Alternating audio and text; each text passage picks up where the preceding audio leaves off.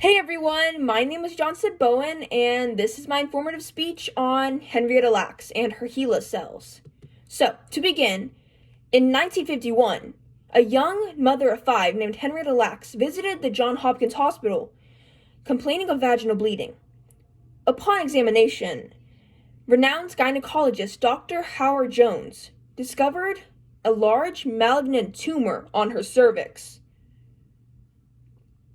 At the time, the Johns Hopkins Hospital was one of only a few hospitals to treat poor African Americans.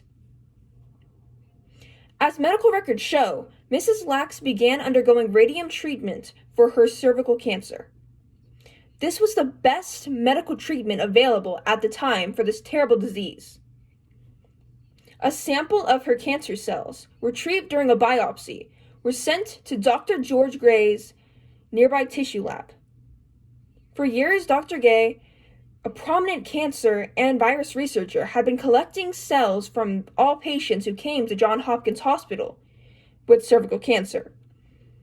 But each sample quickly died off in Dr. Gay's lab. What he would soon discover is Mrs. Lack's cells were unlike any others he's ever seen.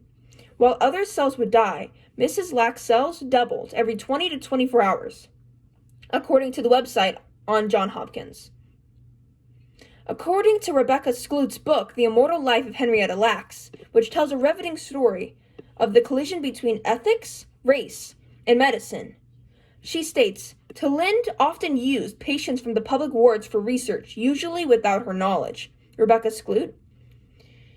Part 1, Chapter 3.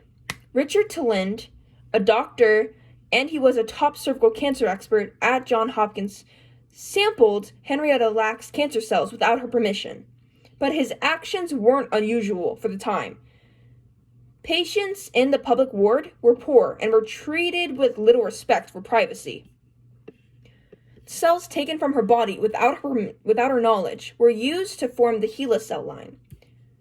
Lacks' case has sparked legal and ethical debates over the rights of an individual to his or her genetic material and tissue. Today, these incredible cells, nicknamed HeLa cells, from the first 2 letters of her first and last names, are used to study the effects of toxins, drugs, hormones, and viruses, as well as the growth of cancer cells, without experimenting on humans. They have been used to test the effects of radiation and poisons, to study the human genome, to learn more about how viruses work, and played a crucial role in the development of the polio vaccine. Despite the miracle work created by the HeLa cells, Henrietta's case gained new visibility in 1998 when the BBC screened an award-winning documentary on Lacks and HeLa. The fact that neither Henrietta nor her family were profiting from the HeLa cells raised questions and more than a few eyebrows. Thus brought about the Henrietta Lacks Foundation, which was a non-profit foundation founded by Rebecca Skloot, the author of The Immortal Life of Henrietta Lacks. Skloot is donating a portion of her book's proceeds to the foundation.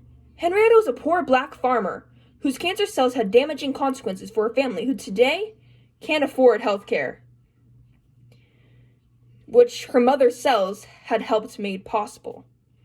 The foundation strives to provide financial assistance to needy individuals who made important contributions to scientific research without personally benefiting from those contributions, particularly those used in research without their knowledge or their consent. Although Mrs. Lacks ultimately passed away on October 4th, 1951, at the age of 31, and is now unable to see the change that has occurred from her time of life to now, her cells continue to impact the world. Thus ending my speech on Henrietta Lacks. I hope you enjoyed it. Thank you.